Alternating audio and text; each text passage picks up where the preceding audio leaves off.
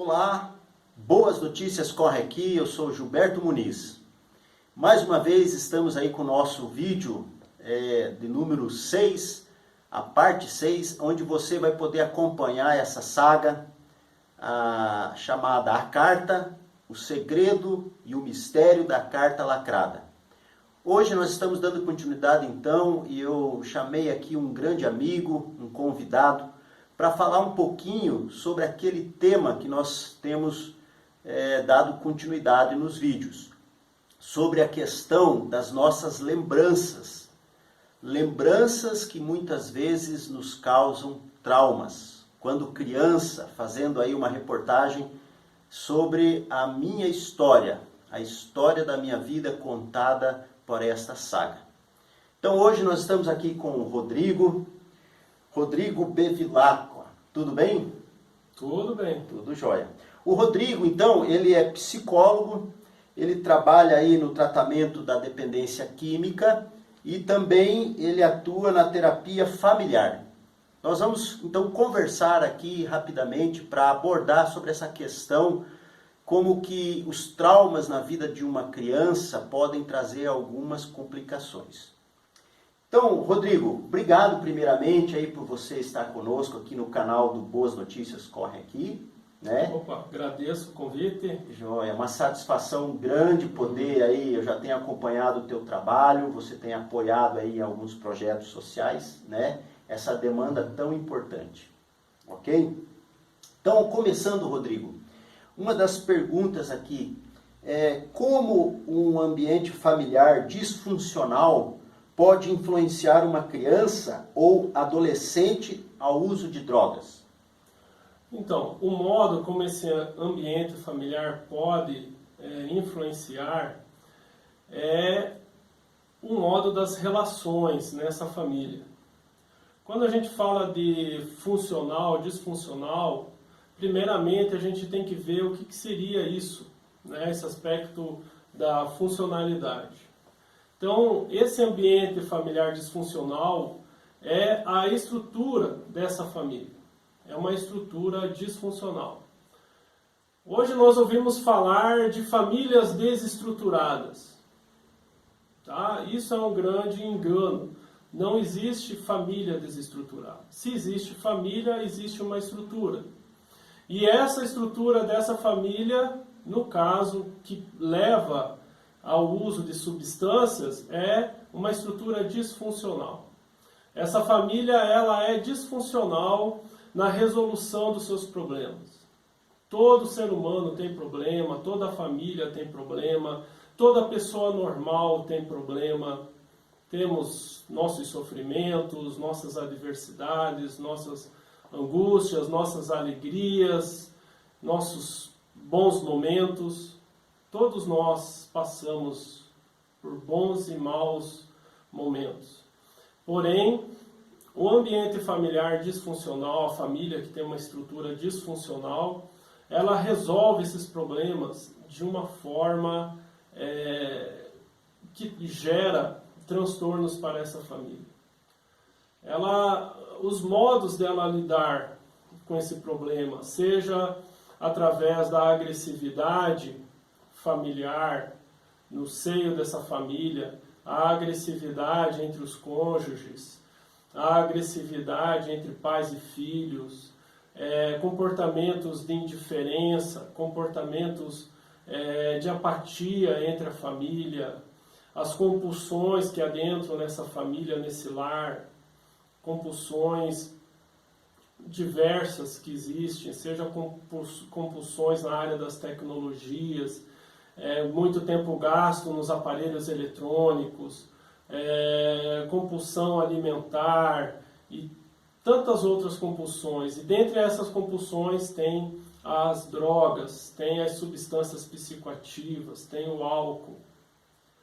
Quando uma criança ela está nesse seio familiar, onde existe essa disfuncionalidade nessas relações, onde falta afetividade, onde não há afeto, onde não há carinho nessa família, principalmente afeto e carinho entre os pais.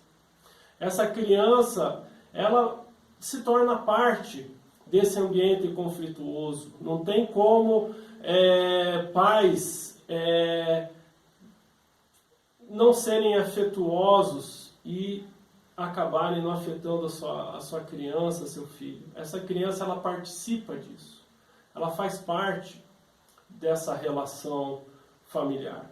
Okay. E essa criança, ela sofre, essa criança, a autoestima dela baixa, e aí adentra as drogas. Né? As drogas, elas surgem como um anestésico, as drogas surgem como um conforto para essa criança. Ok. É interessante isso que você falou, que eu não tinha ainda refletido sobre essa abordagem.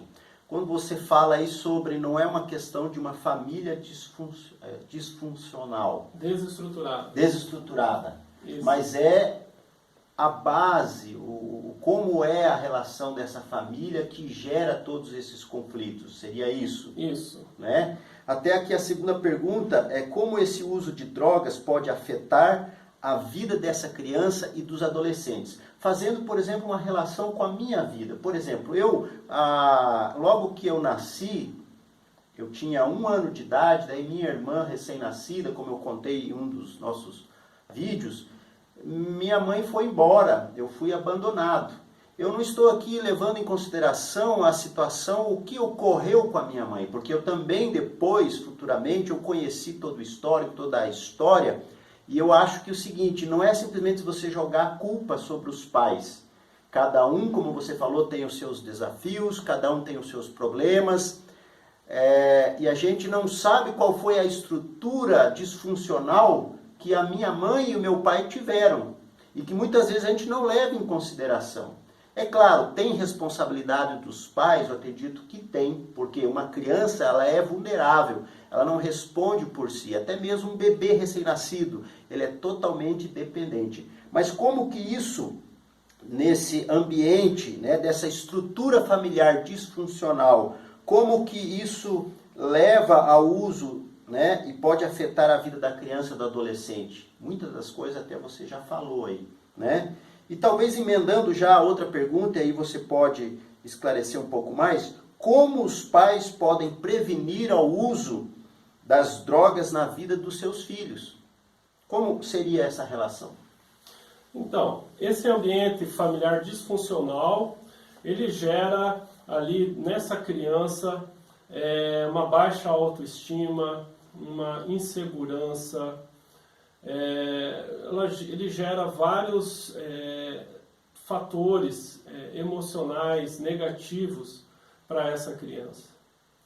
E essa criança acaba encontrando essa melhor autoestima, encontrando muitas vezes esse acolhimento que ela não tem na sua casa, na sua família.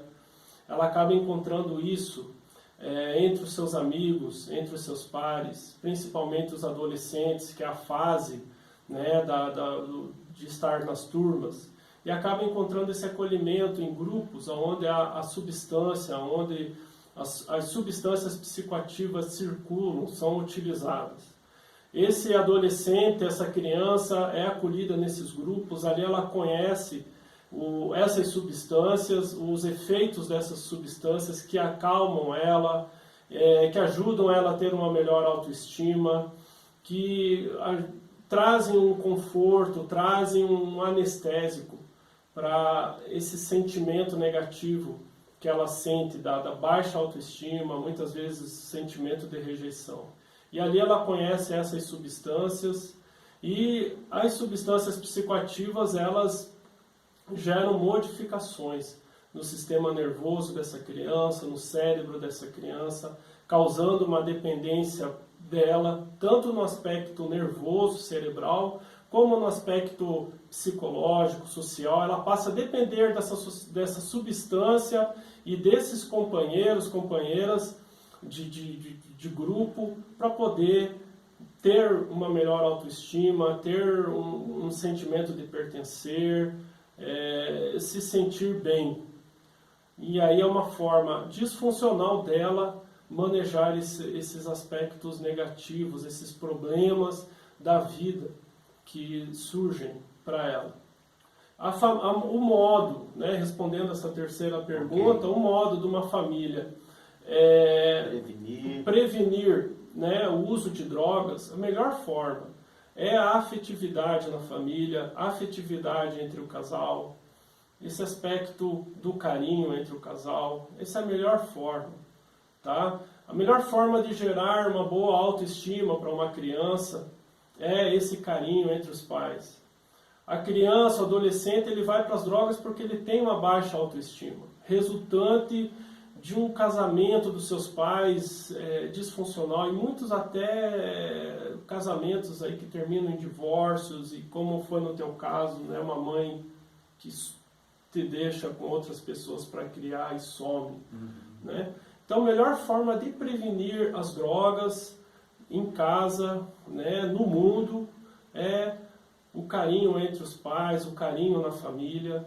Quando uma criança vê a sua mãe sendo amada pelo seu pai, essa criança se sente amada, essa criança se sente importante. A melhor forma de você amar o seu filho é amando a mãe do seu filho. Isso gera uma prevenção. Esse ambiente, né, funcionalidade é isso, é um ambiente onde tem carinho, amor, afetividade, perante essas adversidades que todos nós vivemos. Todos e a nós falta, passamos, né, dessa expressão, dessa prática onde os pais são os nossos modelos. Se não tem um modelo, ou a falta dele, isso já leva a baixa autoestima, não é? E a criança começa a questionar, puxa, eu não sou amado, aqui ninguém se importa comigo, porque depois, por exemplo, eu como bebê fui lá criada pelos avós, depois pelos tios, depois tive que me virar com a vida. Muitas vezes você vai questionando, mas por que a minha mãe fez isso? Por que meu pai fez isso? Tem os seus motivos, mas querendo ou não, isso já traz essa falta de estrutura emocional, não é assim? E aí você acaba buscando em outros caminhos. E você falou muito bem do aspecto do modelo, né? Nós somos modelos para os nossos filhos. Então, se os pais são agressivos entre eles, esse filho vai ser agressivo nas suas relações. Esse filho, ele repete esse modelo que é passado na sua casa, passado pelos seus pais. Então, ele acaba repetindo isso. Ok. Rodrigo, hoje é um bate-papo aqui meio que rápido, porque a gente sabe que isso é complexo, né? Para isso você faz o atendimento, eu acredito que não só do dependente químico, né? Seja ele numa idade específica, mas depois tem a questão também do próprio acompanhamento da família, né? Isso é importante? É importante trabalhar com a família, com o casal também, quando o problema da dependência química ela está ali nessa relação conjugal. Então é importante trabalhar esse aspecto desse contexto familiar, ajudar a mudar esse contexto familiar. Porque o contexto familiar disfuncional, ele acaba sendo ali um gatilho, né, algo que instiga esse indivíduo dependente químico ao uso. Então, um ambiente familiar onde tem amor, onde tem carinho, onde tem acolhimento, cuidado, auxilia esse dependente químico a ficar abstinente, a ficar sóbrio. Então é necessário, no trabalho com o dependente químico, trabalhar com a sua família também, com as suas relações familiares. Ok. Pessoal, hoje nós vamos ficando por aqui. Quero agradecer mais uma vez aí ao Rodrigo, né, pela sua disposição. E com certeza nós depois teremos outros vídeos, vou estar chamando novamente aí o Rodrigo, para falar de outros aspectos importantes aí nessa relação, em condições que uma criança muitas vezes é exposta, como aconteceu na minha vida, situações que ocorreram, que levam mesmo a traumas, a situações difíceis para uma criança administrar. E para isso nós estamos aqui tentando mostrar para você que tudo há um caminho de restauração, não é verdade, Rodrigo? Sim. Há um caminho de ajuda, onde a gente pode, primeiro, evitar esses problemas. Sempre eu acho o seguinte, eu também, Rodrigo, tenho um livro, chama-se Prevenção, Drogas, Prevenção, Eis a Questão. Foi um trabalho de faculdade voltado aí sobre a prevenção, a importância da prevenção, e nós muitas vezes, infelizmente, é uma cultura, infelizmente ainda do nosso país, que nós ainda não é cultural sempre irmos pelo caminho da prevenção, investimos pesado na prevenção. Aí depois a gente começa aí a ter que trabalhar no tratamento, né, nesse processo onde entra também o teu papel, que é muito importante. Você precisa procurar um profissional qualificado para realmente acompanhar esses desafios, que são desafios grandes, que envolvem essas famílias que hoje estão, né, numa estrutura disfuncional. Não é isso? Isso. Então deixa um recado para o nosso pessoal do canal, Rodrigo, e vamos estar nos despedindo. Então vamos, né, procurar melhorar, né, esse mundo, as famílias, as nossas famílias em primeiro lugar. Vamos cuidar das nossas famílias, dos nossos lares, dos nossos filhos, e procurar levar esse amor das nossas casas para esse mundo tão carente de amor, né, para esses jovens, adolescentes, crianças, famílias tão carentes dessa direção, desse amor. Então vamos, né, batalhar para levar, né, essa transformação para os lares, para as famílias, e desse modo vamos prevenir, né, as drogas nos lares, porque prevenir é melhor que remediar. Ok. Então, pessoal, nós ficamos por aqui e até o próximo vídeo. Um abraço. Um abraço. Então é isso, Rodrigão. Tá? Obrigado.